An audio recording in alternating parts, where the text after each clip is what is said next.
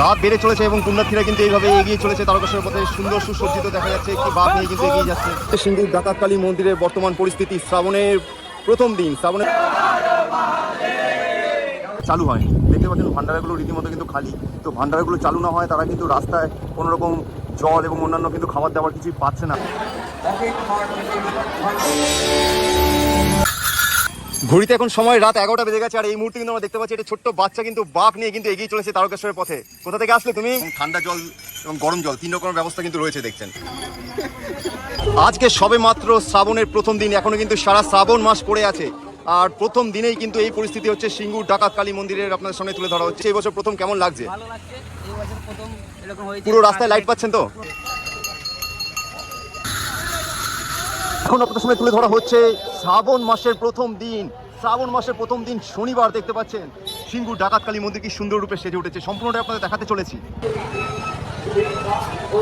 এই মুহূর্তে আমরা পৌঁছতে চলেছি সিঙ্গুর ডাকাতকালী মন্দিরের ভেতরে। আর এখনকার বর্তমান পরিস্থিতি আপনার সামনে তুলে ধরা হচ্ছে শ্রাবণের প্রথম দিন শনিবার। আর শনিবারের পরিস্থিতি আপনার সামনে তুলে ধরা হচ্ছে সর্বপ্রথম যাযাবর টিভি এই প্রতিবেদনের মাধ্যমে আপনারা দেখছেন। আর এই হচ্ছে সিঙ্গুর ডাকাতকালী মন্দিরের ভেতরের পরিস্থিতি বর্তমান। এনারা কিন্তু প্রত্যেকে বেরিয়েছেন আজকে, যারা শ্রাবণের প্রথম সোমবার বাবা তারকনাথের উদ্দেশ্যে পুজো দেওয়ার উদ্দেশ্যে যারা রওনা দিয়েছেন তারাই মূলত কিন্তু শনিবার বেরিয়েছেন। তারা এখানে সিঙ্গুর ডাকাতকালী মন্দিরে মায়ের পুজো দিয়ে তারা কিন্তু প্রত্যেকে এগিয়ে যাবেন প্রথম সোমবার তারকেশ্বরের উদ্দেশ্যে। পুণ্যার্থীরা কিভাবে সিঙ্গুর ডাকাতকালী মন্দিরে এসে পৌঁছেছেন, যারা তারকেশ্বরের উদ্দেশ্যে রওনা দিয়েছেন তারা কিন্তু বেশিরভাগ সংখ্যকই কিন্তু বলা যায় সিঙ্গুর ডাকাতকালী মন্দিরে মায়ের দর্শন করে তারপরে কিন্তু রওনা হন তারকেশ্বরের পথে। আর আপনাদের সিঙ্গুর ডাকাতকালী মন্দিরে মায়ের রূপ তুলে ধরা হচ্ছে।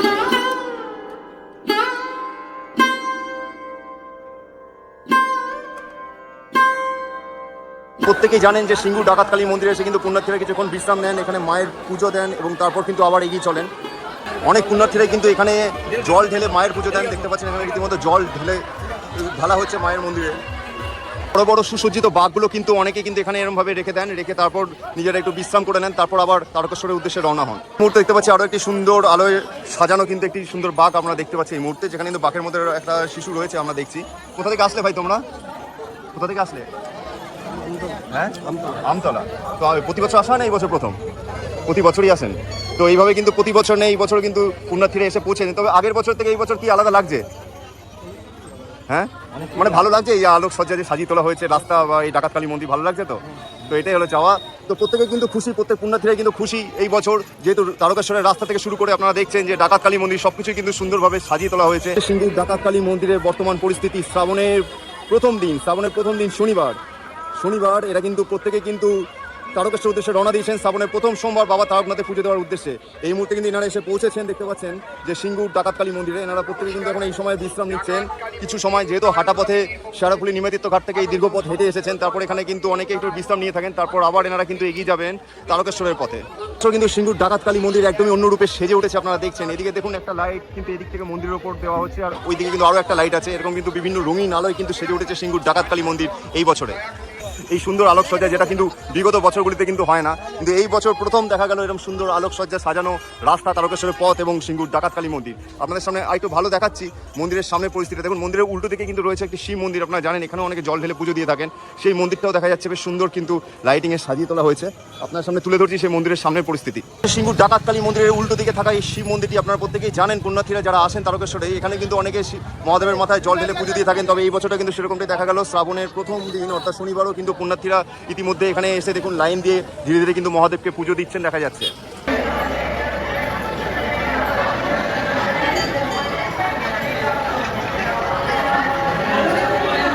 সিঙ্গুর ডাকাতকালী মন্দিরে কিন্তু প্রতি বছরের ন্যায় এই বছর কিন্তু দেখা যাচ্ছে এখানে মাকে খুব সুন্দর গহনায় কিন্তু সুন্দরভাবে সাজিয়ে তোলা হয়েছে।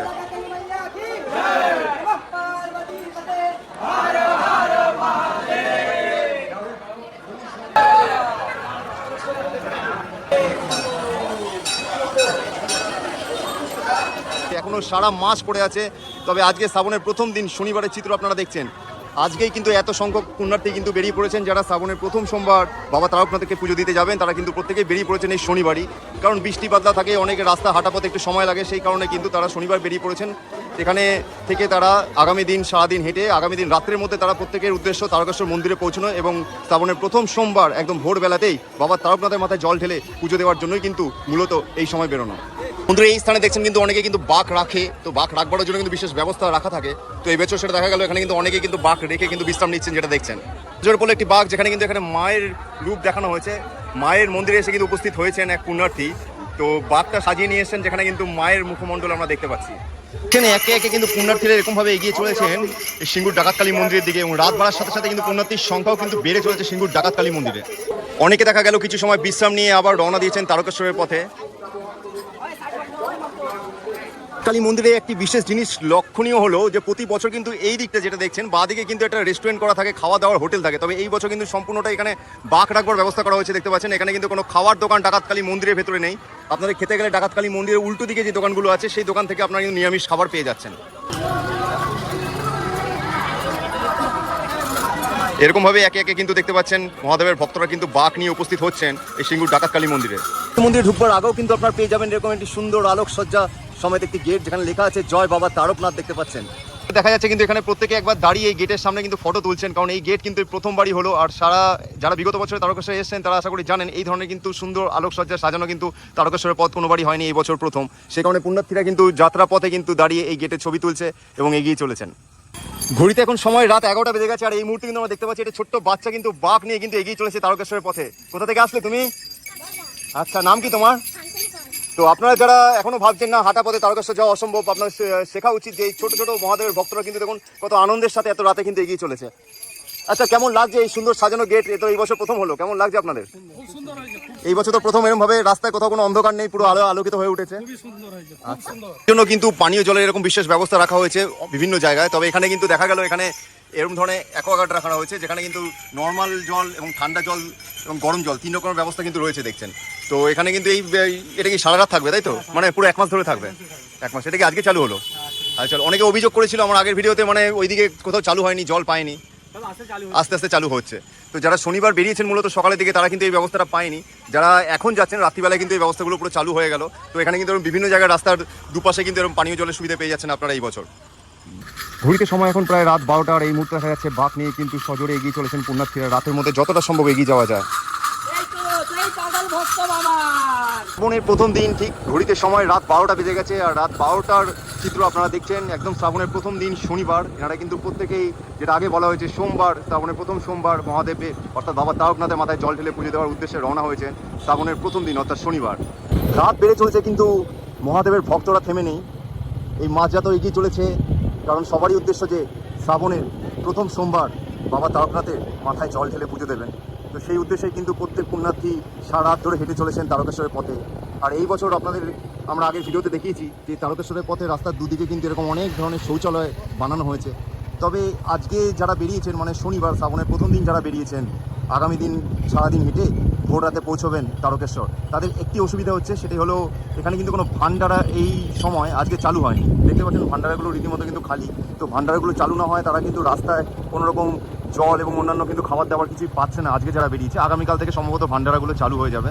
তবে আজকে যারা যাচ্ছেন তারা নিজেদের খরচায় খাওয়া দাওয়া করে নিচ্ছেন, করে এগিয়ে চলেছেন, এমনকি জলের বোতলও তাদেরকে কিনে খেতে হচ্ছে।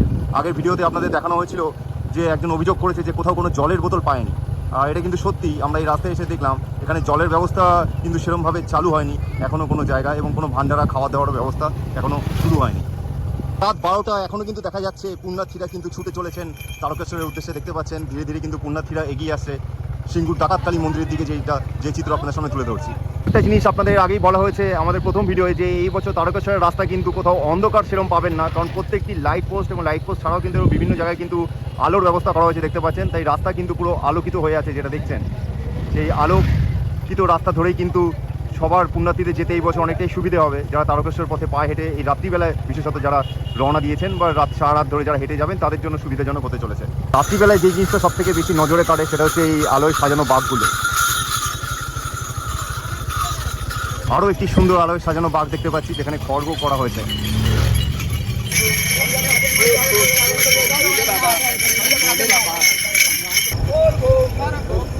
দেখছেন এখানে ভান্ডারা এবং বিভিন্ন ব্যবস্থাপনাগুলো কিন্তু কাজ চলছে। আজকের মধ্যে এনারা আশা করা যায় কমপ্লিট করে নেবে, কারণ রবিবার কিন্তু মূলত বেশি সংখ্যক পুণ্যার্থী কিন্তু এগিয়ে যাবেন তারকেশ্বরের পথে।